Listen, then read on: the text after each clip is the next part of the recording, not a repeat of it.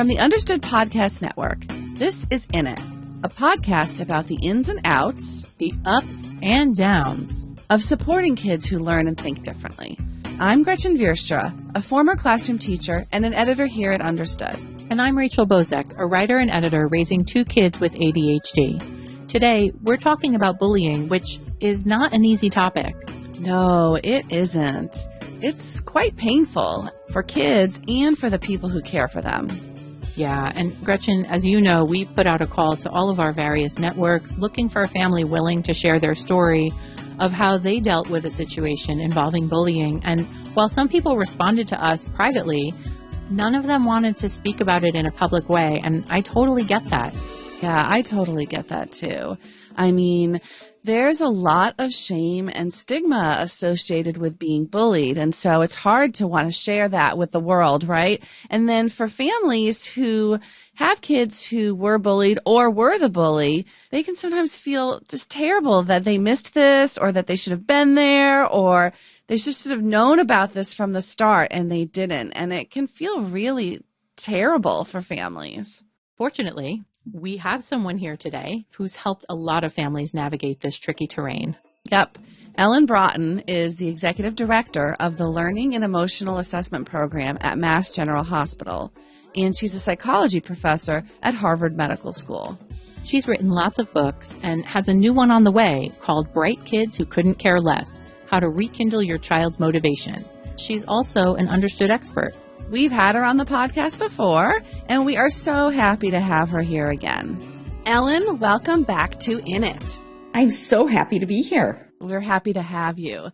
And as you know, today we are talking about bullying. And so to start, I'd love it if you could define for us what bullying is and what makes it different from, say, teasing, which of course is not great, but is handled somewhat differently. Great question to start with. I think the two things we have to think about when we're thinking about bullying is power and amount, or that it's something that's not a one-time thing, it's chronic. So what do I mean when I'm saying power? It means that there's something within the relationship where there's either real power, like for example, a child might be the captain of the basketball team, and so is in a powerful position where they could, do something to somebody else on the team that means more than just a teammate's. And I should say too that, when there's a power differential in the relationship, it can be something that's even just perceived. It can be I think that kid is cool, or it's an older child, or even just a physically bigger child. Any of those things can be perceived by another child as being powerful. And it also has to be something that happens, like I said, more than just once. Now, teasing is a little bit different because teasing is actually a way of communicating, and sometimes it's not so bad. Sometimes it's really a way of us being social. It's a social exchange. So, for example, a child might have a little bit of a crush on a schoolmate, and somebody might tease them, "Oh, you like Brandon." That's teasing. It's communicating something. It might not be perceived as funny for the person, but it is done in a way where they're trying to make a social connection. So not all teasing is bad, but all bullying is pretty much bad. Okay, so when it becomes a little more persistent. Exactly. And it can be confusing for parents too, because, if they hear about a bad incident on the bus, they might think, oh my gosh, my child is being bullied. And if it only happened once, it's just a bad incident that needs to be taken care of. But bullying is much more insidious. It's over and over again. So it can be something that really wears down on a child's self-esteem if they're the victim of bullying. Can you talk us through why this topic may be of particular concern for families with kids who learn and think differently? Are those kids more likely to be bullied or to engage in bullying behavior? Yes. So the short answer to your question is yes, they are. Now, we don't have a ton of research on this, so I don't want to go over and above what we know, but there does seem to be a relationship between bullying and having learning and thinking differences. One reason that might occur is because a lot of kids with learning and thinking differences have some differences in how they develop social skills. Like, for example, if you're a child with processing speed, slower processing speed, you're more at risk for having social difficulties, not because necessarily you have problems understanding, but because you have problems understanding in a time frame. So that's one example. Or kids with ADHD who might be impulsive and so might get into trouble and then might sort of be a target for other kids. And then also if you're not feeling as competent academically, so let's say you're a second grader and you're not reading, at grade level and your teacher calls on you to read something and you can't read it competently, it's sort of like a mark that other kids might, especially other kids who aren't competent themselves, might perceive as, being something that they could pick on a child for. Yeah. So at the risk of asking what may seem like an obvious question, why is bullying such a big deal? And are there long-term consequences? Yeah, well, it is a big deal. And it's because there are long-term consequences. So what happens when we're bullied is a child starts to try and figure out, why is this happening to me? And kids don't usually figure out, well, that other child has problems of his own, or those children are acting inappropriately. What a child typically almost always thinks is, there's something wrong with me. And those sorts of feelings lead to heightened anxiety. It leads to difficulties concentrating at school because they're always afraid of something happening. But there are long-term consequences too. And anyone who's been bullied in school and chronically bullied, it still feels that as they move into adulthood. Mm-hmm. It can really plague someone for quite a long time because they don't understand it. And part of it is there really isn't an easy way to understand this. It is one of those things that is not clearly, there are lots of reasons why people become bullies, and it's never because a person deserves to be bullied, but that's almost never how somebody perceives it. Kids especially think, what did I do wrong? There's something wrong with me, and I feel unprotected. And then to go out in the world feeling like you're not good enough and unprotected is a very scary thing. Mm-hmm. So I get why kids with learning and thinking differences may be disproportionately targeted from some of the things we're talking about and also some of the things that I've seen with my kids in school. But can you talk a little bit about why kids with learning differences may also be more easily drawn into engaging in bullying behavior, which you mentioned, but can you tell us a little more about that part?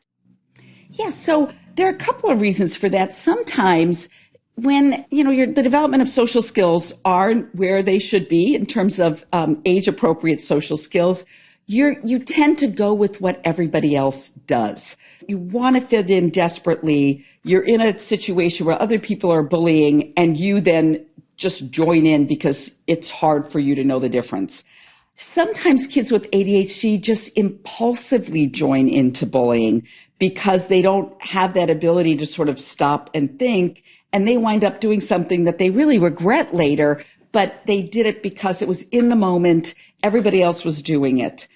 Another reason is like we were talking before, when you're feeling not great about yourself and you see someone else who's struggling, it can give you just that little bit of feeling like, oh, I don't feel great about myself, but I feel better than this person.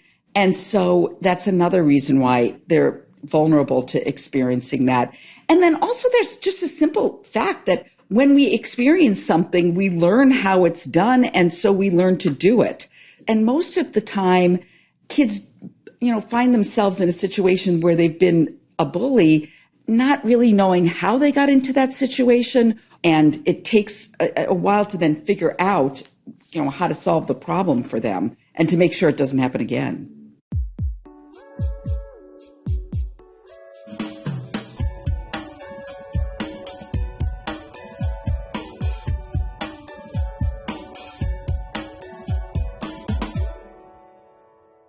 Ellen, we know that when kids are being bullied, they might not even tell us. And that could be because they feel shame or embarrassment, or they might even fear that telling someone who will then tell someone else will make it worse for them.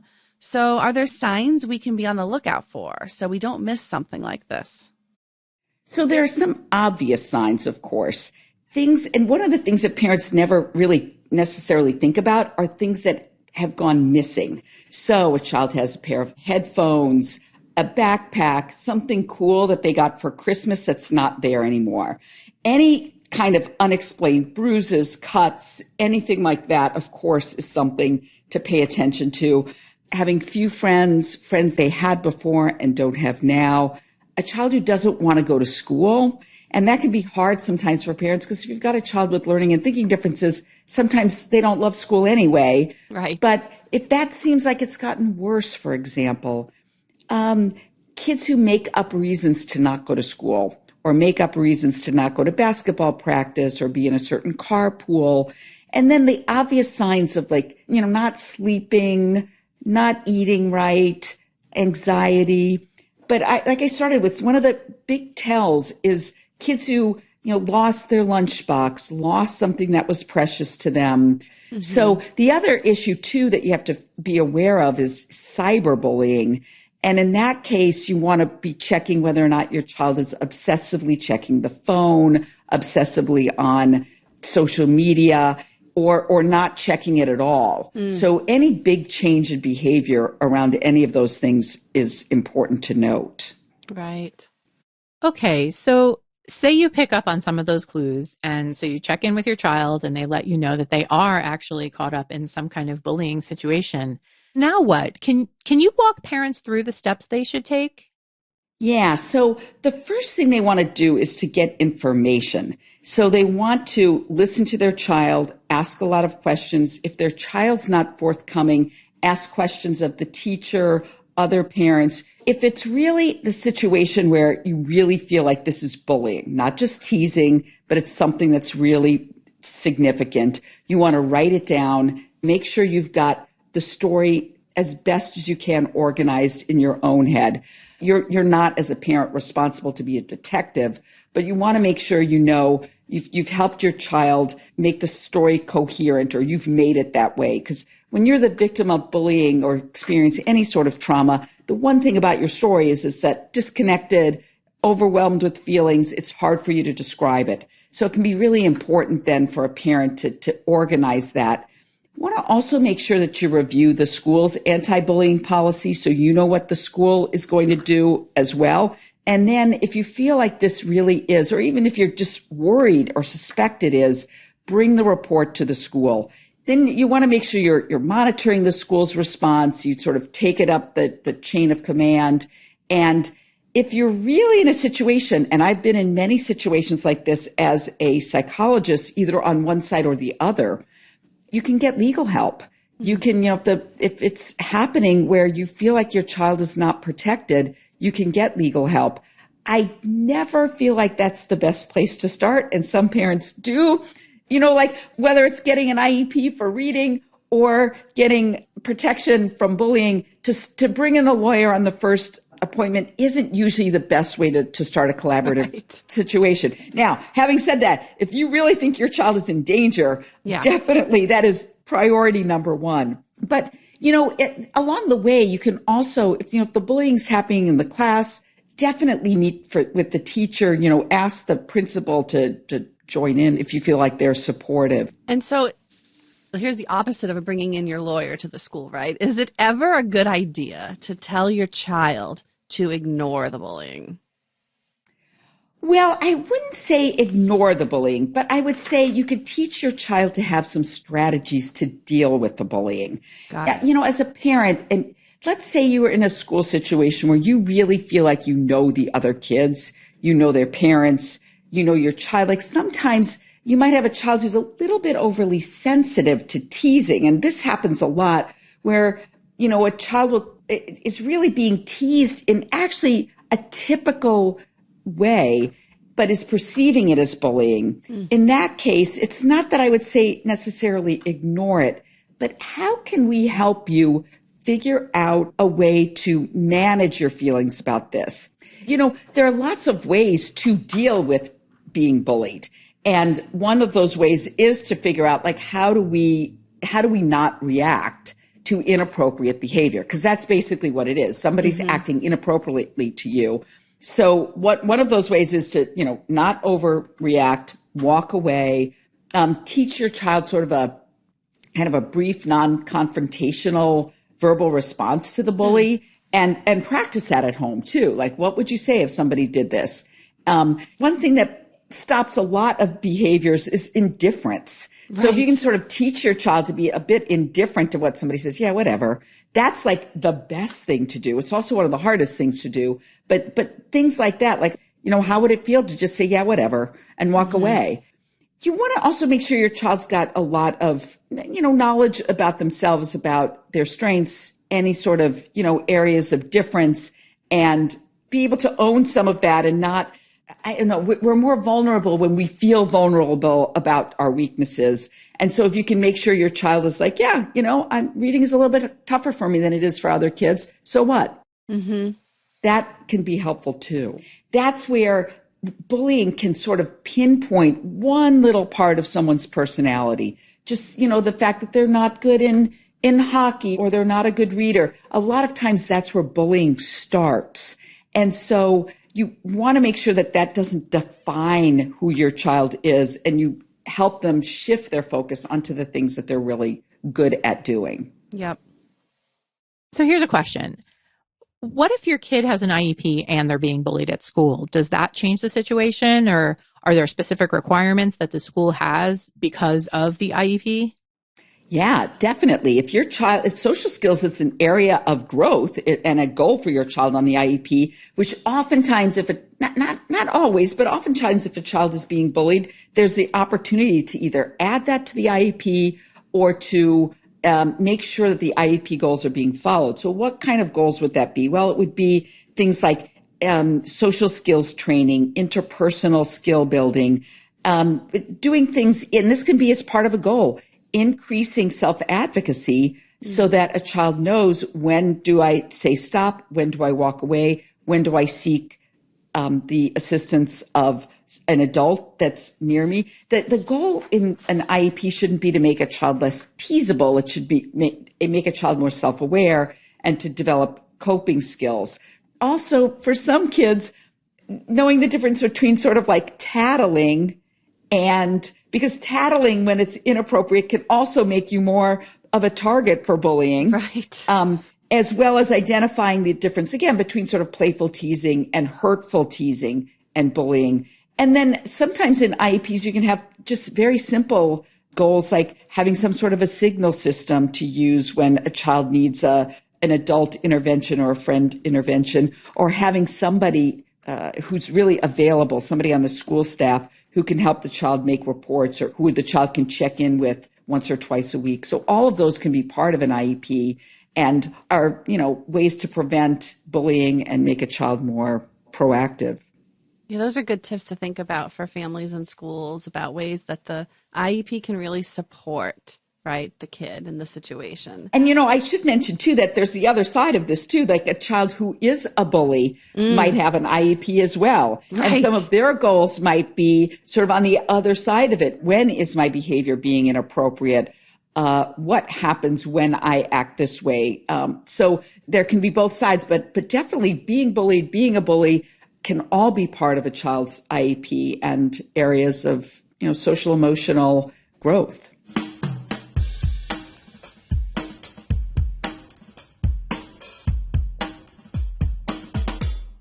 So probably most everyone listening to this right now has seen posters at their kids' school about, don't be the bully, or about just bullying awareness, what to do in the situation.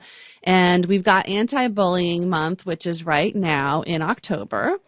So have we gotten any better at preventing and disrupting bullying in our schools? I don't know if that's really the case. I feel like people are much more aware of bullying. So that, of course, is going to help.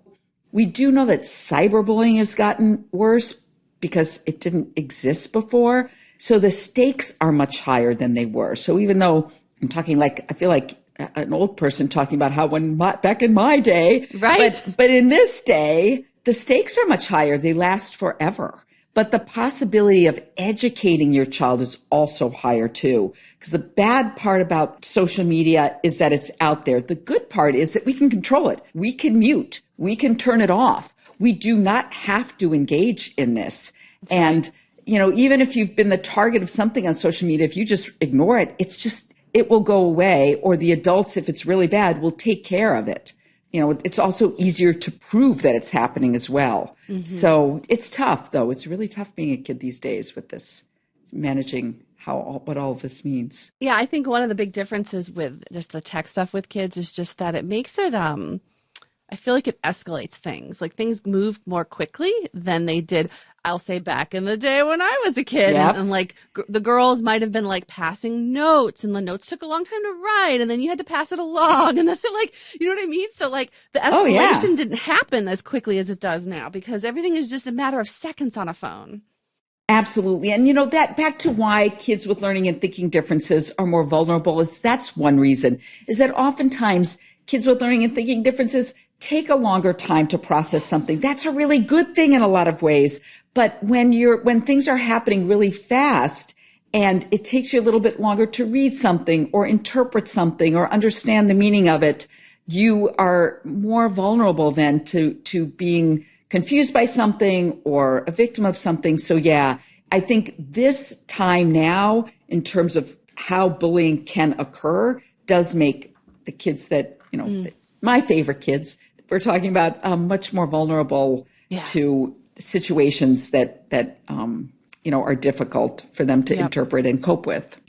So are there resources that you can recommend to families or others who are dealing with a bullying situation who aren't sure how to handle it, really kind of from either side? Where can they go for some additional tips or suggestions?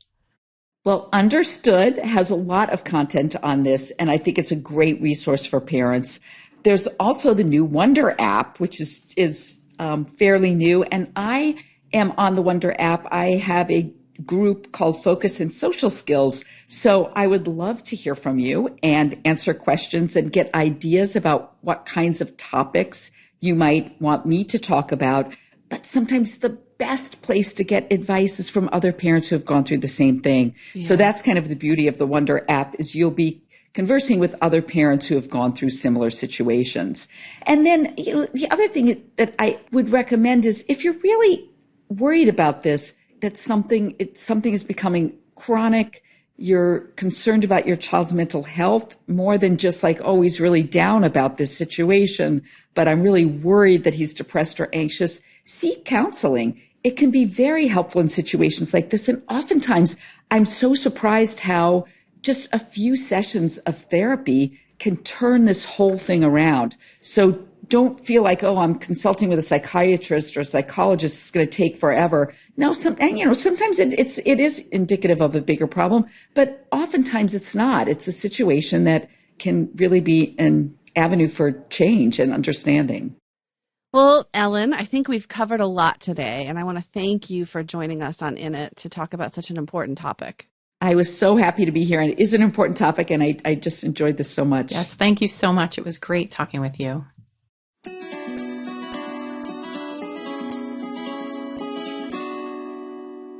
So as Ellen told us, you can find her in the Wonder app, which I want to tell you about it because it's kind of great. It's a new app that Understood created for parents raising kids who learn and think differently. And it's a community app. So the idea is that you get in there and you talk with other parents about what you're going through, and you can even join topic-based groups. And so as Ellen said, she hosts a group about focus and social skills, but there are lots of other groups you can join, like there's ones about ADHD, dyslexia. So we totally recommend that you check it out. So Rachel, what did you think of this conversation with Ellen? I found it so helpful.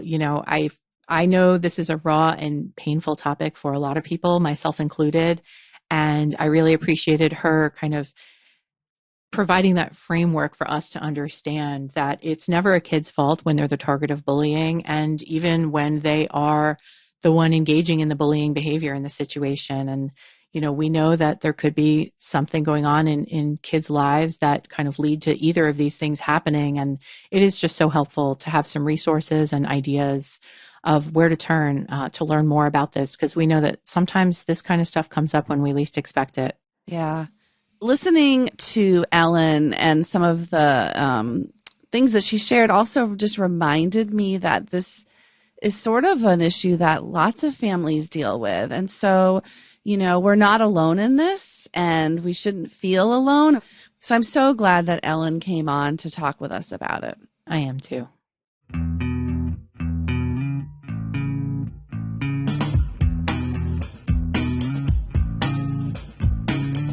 You've been listening to In It from the Understood Podcast Network. This show is for you, so we want to make sure you're getting what you need. Email us at init@understood.org to share your thoughts. We love hearing from you. If you want to learn more about the topics we covered today, check out the show notes for this episode. We include more resources, as well as links to anything we mentioned in the episode.